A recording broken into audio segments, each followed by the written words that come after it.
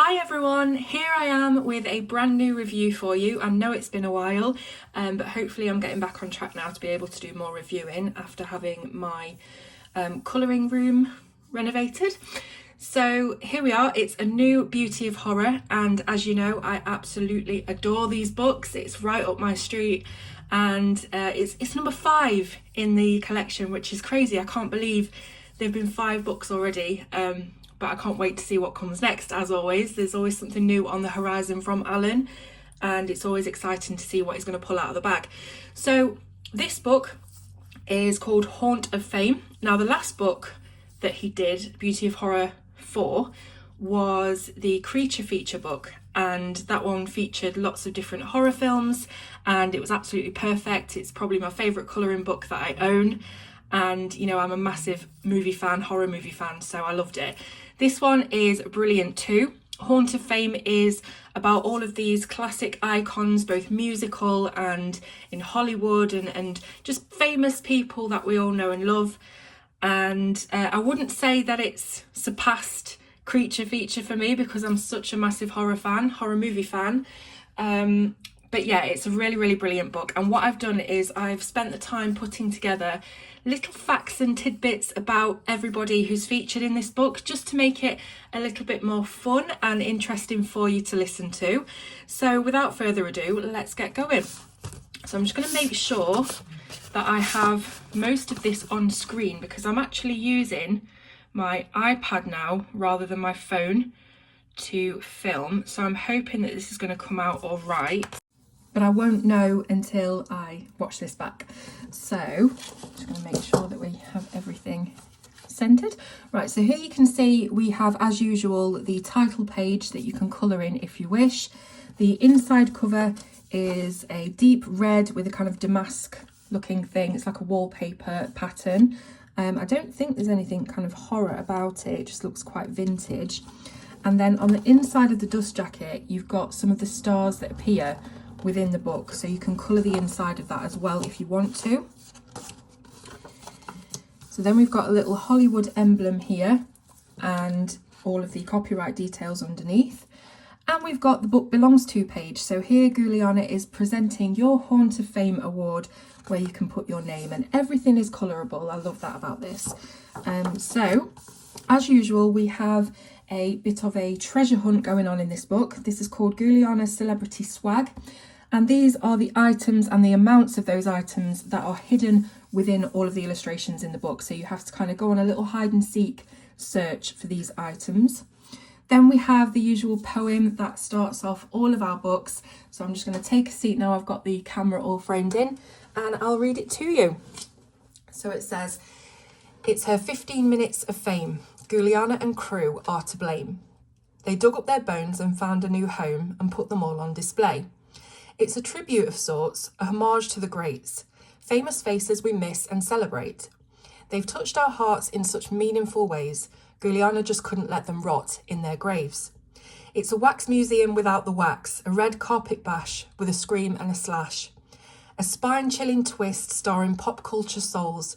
She's propped them all up in the poses we know. But something is off, something's just not quite right. Our beloved heroes are all zombified. So grab your brushes, your pencils and pens, pick out your palette and breathe life to the dead. Once you track down all the celebrity swag, she'll return these fine corpses in body bags." So really creepy kind of gravedigger sort of thing going on, propping all the celebrities up.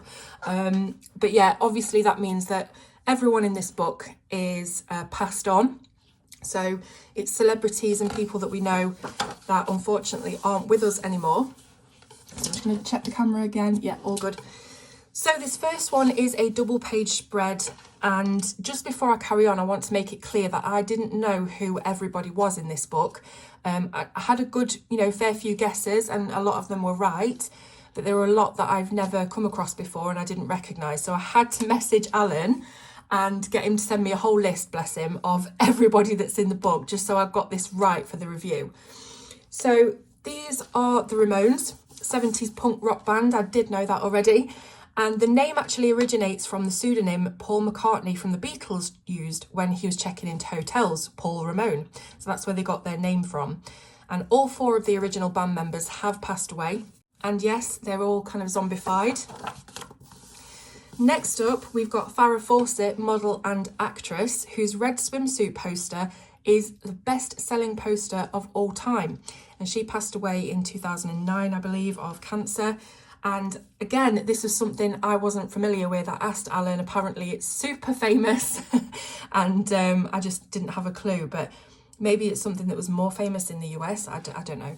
Here, of course, we've got Marilyn Monroe, the actress, who is also known as Norma Jean Mortensen, later Baker, that's her original name. She was actually a natural brunette, and she had a really difficult life right off the bat, in and out of orphanages and foster homes, and she died, I think, 1962, if I remember correctly. I've got some notes here, but I haven't made note of everything, so excuse me if I get something wrong. You can always correct me in the comments. Now, this is Larry King, who is a TV chat host in America, or was. And again, I didn't know much about him. I've seen a few of his interviews on YouTube, you know, like when I've been looking for particular celebrities that I wanted to watch an interview of. I've seen him there, but I didn't really know too much about him. Apparently, he was married 8 times to 7 different women. So he got married to the same woman twice. And I think he died earlier this year. I don't think it was COVID, but yeah, so fun fact about him. And here's Giuliana sat clutching her award and all of her, you know, little bits of memorabilia and things like that. I particularly love his tie with the skull and crossbones. Now we have the Bee Gees, otherwise known, as Alan has dubbed them, as the Heebie-Jeebies. These are, of course, the band of singer-songwriter brothers who wrote loads of hit records for other artists, as well as themselves, including one of my favourites, How Can You Mend a Broken Heart by Al Green. I love that song. And, of course, the classic karaoke duet, Islands in the Stream, sung by Dolly Parton and Kenny Rogers. And I think all but one of the brothers have passed away now.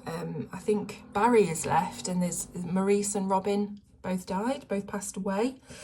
And then, of course, they are famous for doing the soundtrack for Saturday Night Fever. So another one that I had to check, I have heard of the US game show Jeopardy, which has now been changed into Treachery. And the guy here who presented it for quite a long time, a couple of decades, I think, is Alex Trebek, and he passed away in 2020. So here he is presenting that quiz show that he did for so long. I remember reading something about him that he had a car accident where he fell asleep at the wheel of his truck and ended up like flying 40 feet over an embankment and surviving it. Yeah, so I think he went back to work on Jeopardy like 4 days later or something, if I remember rightly. Okay, so this is Lucille Ball, another one that I wasn't familiar with. I think it definitely is more of an American thing. She was a comedic actress famous for her show I Love Lucy, and apparently she passed away in 1989, but she's really, really famous, especially, as I say, over the pond. Then we've got the Golden Girls, or the Golden Girls. So this is an American sitcom that I can remember watching when I was off sick from school. So that always reminds me of being poorly from school. We've got Dorothy, Blanche, Rose and Sophia. Fun fact though, Betty White is actually the eldest of the 4. She's a year older than Estelle Getty, who played Sophia. So, you know, Sophia was the little old lady that looked really, really old, but Betty White is actually older than her. And she's the only Golden Girl still with us. So, to be honest, I think she's going to survive us all. Next up, we have got the Rat Pack. We've got Dean Martin, Sammy Davis Jr. and Old Blue Eyes Frank Sinatra. The Rat Pack's home was the Sands Hotel Casino in Las Vegas, where the Venetian Hotel now stands. Here's a pic of me outside the Venetian when I was 18 years old. So yeah, as you can see, Rat Pack, rats have been incorporated into it, obviously. And there's a couple of little things, hidden things that you might spot from the front of the book. Next up, we've got Leonard Nimoy, who is an actor best known, of course, for playing the stoic Vulcan Spock on Star Trek for almost 50 years. That is some mean feat. And another creature from outer space, Mork, from the US sitcom Mork and Mindy, played, of course, by the great Robin Williams, one of my favourite people to ever exist.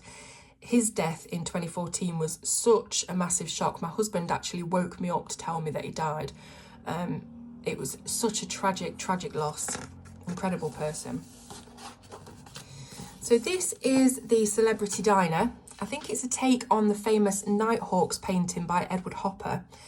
And we've got what I believe is James Dean, Humphrey Bogart, Marilyn Monroe and Elvis. They seem to be always together on these kind of paintings.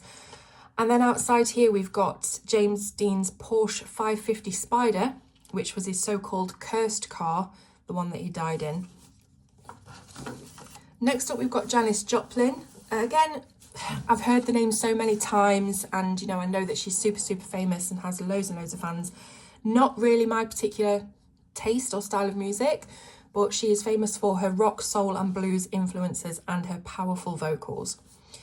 Then we've got another soul man. This is the godfather of soul himself, James Brown, here with his bell bottoms and signature energetic dance moves. So here's Bob Marley, a double page spread of, I guess, the most famous reggae singer and icon ever. He was father to 11 kids, and his last words to his son Ziggy were, "Money can't buy life," which is a simple but really poignant sentiment. And yeah, so he's surrounded by some lovely plants. I have no idea what they are. Then we've got John Belushi, comedian and actor, an original cast member of Saturday Night Live. Again, something that's really popular in America, but not many of us know about over here. He's probably most famous for the movie The Blues Brothers, but is pictured here in his fancy dress for the film Animal House. The frame of this page and the next page is a nod to how both John and Amy Winehouse died. Toxic substances, of drugs and alcohol. Amy was, of course, a brilliantly unique jazz-inspired singer who unfortunately died far too soon, just as many musicians have. Again, such a waste of life and talent. Then we've got a double page spread for Edgar Allan Poe. I love this one. I can imagine it being done in smudges of blacks and purples and midnight blues. Really creepy atmosphere. Poe was, of course, famous for his tales of the macabre and mystery. So, yeah, I can't wait to see how people tackle this page. So then we've got The Wizard of Oz. Here's Guliana playing Dorothy. She's got a skeletal Toto in the basket and the flying monkeys, which always creeped me out as a kid, sat on top of a dismembered Tin Man. I especially love the hear no evil, see no evil, speak no evil positions that Alan has drawn these monkeys in. Another double page spread then. This is musician and master guitarist Jimi Hendrix, who famously lit his guitar on fire during a festival in 1967. And here's Freddie Mercury, of course, arguably the best rock singer ever, and another one of my absolute favourite people to have graced the earth with their presence. He's performing to some zombies here in his famous yellow belted jacket, which apparently sold for over £26,000 at auction in 2004. Then we've got Bruce Lee, martial artist and director known for his impressive moves and quick leg work. Here he is swinging his nunchucks at a dragon, of course in reference to one of his most famous films, Enter the Dragon. Now, Honeymooners is a US sitcom, again, that I've never heard of, had to look it up, and it was aired in the 1950s. It follows a New York City bus driver who, according to Wikipedia, has a lot of big ideas, but unfortunately his poor choices and the absurd dilemmas he finds himself in mean that those dreams never seem to pan out. I think it'd be really fun actually to colour this one in monochrome black and white, because the sitcom was a black and white programme, so it'd be interesting to see that done in that style.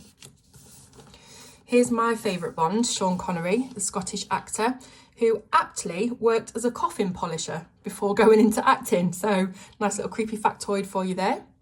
And another actor renowned for one character in particular, Marlon Brando as Vito Corleone in The Godfather. Brando actually taught acting classes, and some of his most famous students include Robin Williams, Sean Penn, Whoopi Goldberg, and even Michael Jackson. That is one fact that I'd never heard of, didn't have a clue that he used to do acting classes. So it's quite interesting to think about all of the influence he's had, on younger actors, and look out for those influences through different movies. Here's a Star Wars themed double page with the late great Carrie Fisher as Princess Leia. And Carrie was one of those rare people in Hollywood who you just get a sense was really down to earth with relatable struggles. She had a battle with bipolar disorder, and she didn't put on any airs and graces. Now, I've never seen Star Wars because it just doesn't appeal to me, but I imagine I'll see a lot of this page coloured across the channels as the movies have such a huge following. Now this is the page that I was going to colour for this review, because as soon as I saw it, I knew it'd look amazing with all the bright oranges and purples and greens and the colours that we've come to associate with Charlie and the Chocolate Factory, quite psychedelic. Because of time constraints, I did end up colouring something a bit smaller, but this is definitely a spread that I'll be doing in the future. Willy Wonka was of course played by Gene Wilder, who had several different professions before becoming an actor, including an army paramedic, limousine driver and fencing instructor. This page is an illustration of Jim Morrison's gravesite, Jim being the lead singer of The Doors, and he's buried in a cemetery in Paris surrounded by such greats as Oscar Wilde and Edith Piaf. Now his grave used to have a bust of his own head, which was created by a sculptor to commemorate his 10th anniversary, but it was later stolen. And here's the one that I've coloured. So as you can see, it's Sid and Nancy. And for those of you Americans who aren't quite sure who these are, this is Sid Vicious, the bassist for the English punk rock band, the Sex Pistols. His girlfriend Nancy Spungen was a prominent figure of the 1970s punk scene, and the pair were famous for their tumultuous relationship, punctuated by bolts of domestic violence, drug abuse and antisocial behaviour. Nancy was actually found dead of a stab wound in their bathroom, and Sid was charged with her murder, but he himself died of a heroin overdose just 4 months later before trial. So yeah. Now I think Alan's done a really good job of picking out the famous faces for this book, because it includes a lot of people who I really loved and respected, and I think Steve Irwin is pretty high on the top of that list, to be honest. Like Robin Williams, it was a huge shock to hear of his death. I remember I was in the car, I heard it on the radio and I literally gasped. But I suppose it's less of a shock that he was killed by one of the incredible but deadly animals that he loved so much. Again, he was just one of these people who you get the feeling was put on this earth to make a difference and inspire kindness and care in other people. He was truly one in a million. And yeah, I just love this illustration. I love the vines. I love Guliana in her sort of jungle outfit, and you know, the snakes and the famous crocs, and yeah, it's brilliant. So now we've got Albert Einstein, who was of course the great theoretical physicist who developed the theory of relativity and is generally used as an example of someone who is ridiculously intelligent. Einstein was under secret surveillance for 22 years by the FBI under the Hoover administration because they believed him to be a Soviet spy and even believed he was building a death ray. But all of that investigation came up empty.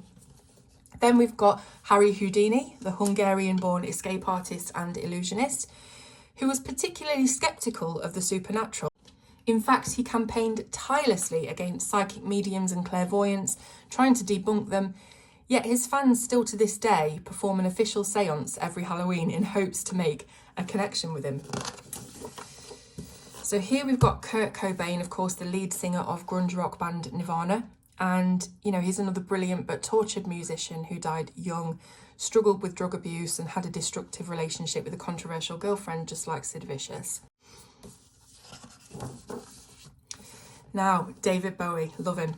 He was a beautifully strange, unique creature who I think changed the face of music because he was so innovative. He was always shifting character, bringing androgyny and that alien influence to his persona, challenging gender stereotypes, but at the same time, when you're watching interviews with him, he couldn't be more personable and doesn't seem out of this world at all. So yeah, incredible guy. And then we've got John Lennon from the Beatles. He was a singer-songwriter raised by his aunt in Liverpool, England, before becoming part of arguably the most well-known band in music history. Now, I'm not a massive fan of the Beatles or John, but we've all got our likes and dislikes, and I must admit that I do love his solo track Woman. And here is the famous Abbey Road cover, or Zombie Road, as Alan has named it. So we've got, who have we got here? We've got John Lennon, we've got Guliana, and, oh my goodness, I can't remember his name. Gregory, hang on, bear with. A few moments later. Gregory, isn't it? It's Gregory, yeah. And then what must be, I think, George Harrison? Yeah, must be. Yeah. The other two are still alive, aren't they? I'm so rubbish. So this double spread depicts a scene from one of the Twilight Zone episodes created and presented by Ron Serling. This particular episode is called Eye of the Beholder, and it shows a woman getting surgery to look less ugly and more normal like everyone else. But the twist is revealed when the bandages are removed and she's actually beautiful. It's the doctors and nurses and general public who are all horribly grotesque with pig snouts and drooping eyes. Yet that is what's seen as normal, and what we would class as beautiful is actually ugly in this alternate world. It certainly does make you think about how beauty standards, how we're viewed depending on what our culture classes as beautiful, and that beauty really is in the eye of the beholder. What will be ugly to some is beautiful to others, and vice versa. So Tupac Shakur is one of the most influential rappers of all time, and surprisingly, a big fan of Shakespeare. Tupac studied the playwright at the Baltimore School of Arts, and it seems that some of Tupac's lyrics were inspired directly by Shakespeare. In fact, there's an online quiz you can take called Guess Who Said It, Tupac or Shakespeare? So yeah, interesting. Another great rapper is Biggie Smalls, aka the Notorious B.I.G., who was actually big friends with Tupac until their rap feud started the East Coast versus West Coast beef. This double page is dedicated to Prince, showing him sat astride his motorcycle from the Purple Rain video, surrounded by doves who don't seem to be crying, but we could probably draw that in. And then another double here for James Dean, beautiful American actor who was taken too soon, as I mentioned earlier on in the Celebrity Diner page, when his car was crashed into. And this particular image is a scene from him as a ranch hand in the film Giant. Here we have the fabulous singer and pianist Liberace, decorated and adorned in all of his finery. Now, he started playing piano at just 3 years old and was enrolled into the Wisconsin College of Music at just 7. Now, one of his elaborate costumes actually almost cost him his life when the cleaning agent he'd used seeped into his skin during a performance and he was rushed off stage and given the last rites at hospital. Luckily, he survived it, but sadly died in 1987. Lemmy was the founder and lead singer of rock band Motorhead, and as you can imagine, there are some pretty wild tales about him. He claims to have had an alien encounter. He applied for a voluntary complete blood transfusion, but was refused on account of the doctor saying his blood had been so affected by the toxic substances he'd taken over the years, healthy, fresh blood would have killed him. And he was also a fan of Nazi memorabilia, stating that they were among the best dressed, which is, weird, but anyway. Randy Rhoads was the guitarist in the band Quiet Riot and also played guitar for Ozzy Osbourne, who he was on tour with when his plane crashed and killed him in 1982. He's an inductee into the Rock and Roll Hall of Fame due to helping popularise various guitar techniques now used commonly in heavy metal music. Andy Warhol was an artist and filmmaker most famous for his pop art genre and his mixture of celebrity and advertising-based work. Here he is, surrounded by one of his most famous works, the Campbell's soup cans, but they're actually condensed brain noodles. Now here's an artist I can get behind. How much does everyone love Bob Ross? I even have his tin of mints here on my desk. His soft, soothing voice and odes to happy little trees could put even the hardest of people at ease. And of course, his painting talent was absolutely unreal. It's hard to believe he used to be a master sergeant in the army, someone who'd scream at you for being late or not making your bed, which is why he decided when he left he would do his best not to raise his voice ever again. He also absolutely hated his famous permed haircut, but it was so synonymous with his image, he was advised not to change it. Now here's another page I was going to complete first. As a massive Elvis fan who has visited Graceland and stayed in Heartbreak Hotel when I was 14 years old, there's probably not many facts that I can tell you about Elvis that you don't already know, except maybe that he was actually a natural blonde and his famous black quiff was a dye job. Sorry, Elvis, for revealing your secrets. Here is Guliana opposite Bruce Lee's son Brandon, famous for the fantasy film The Crow, a movie where a murdered man is brought back to life by a crow and goes on to avenge his own death by tracking down the culprits. He was killed in a freak accident on the set, whereby a prop gun actually fired, fatally wounding him. Here's Guliana and Alfred Hitchcock, director of some of the most famous thrillers ever made, such as Psycho and The Birds. They called him the master of suspense, and here he is, pictured through the gaps of a blind, in reference to his film Rear Window. Evel Knievel is the American stunt performer whose death-defying motorcycle jumps made everyone's hearts catch in their throat. Here he is, cycling through this ring of fire. And finally, legendary boxer Muhammad Ali, nicknamed The Greatest, who grew up practicing his trademark speed by getting his brother to throw rocks at him whilst he dodged the hits. You can see here that he's tackling what looks like a giant squid and saying, "I can't be beat." That's one of his famous lines. So then we've got the front cover. If I just flip it over and show you. So this is the front cover, but it's done in black and white here, so you can colour it in if you wish.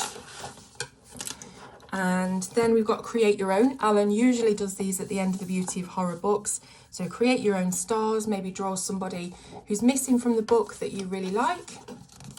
Then we've got the colour palette testing page, a double page spread where you can just add in your little swatches of colour and check your palettes together.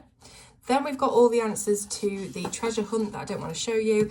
Here I've actually used Guliana's leg as my swatch because I don't know why I didn't use this page. Anyhow, this is the rest of the books that you can get from the Beauty of Horror universe, and also the tarot cards and the journal. The tarot cards I have right here, honestly, and I will be reviewing them very, very shortly. It's been ages since they were sent to me, but I've had so much going on that I haven't managed to get around to it yet. But I figured that you'd probably want to see the new book first, and you probably have seen it loads because it didn't come out yesterday, you know, so you probably watched other videos. That's absolutely fine, but I really, really hope that you've enjoyed watching mine today because I worked really hard to make it interesting. I hope I didn't sound too robotic as I am reading off of my notes, but yeah, I didn't know as much about this book and the people inside it as I did about the previous book. So yeah, I just really hope you've enjoyed it. Of course, the links for this book will be in the description for you to go ahead and buy your copy. What else? Oh, I always forget about the paper. It's the same paper as all the other Beauty of Horror books because it's the same publishers, IDW. It's really, really thick. Obviously, it's a double-sided book, so don't be using your alcohol markers, but it's really, really nice to colour on. You get loads of layers out of your pencils. But yeah, so it's just up to you what you want to use, but don't use anything too heavy and you'll be fine. Thank you so much for watching, and I will see you very soon on Colour with Claire.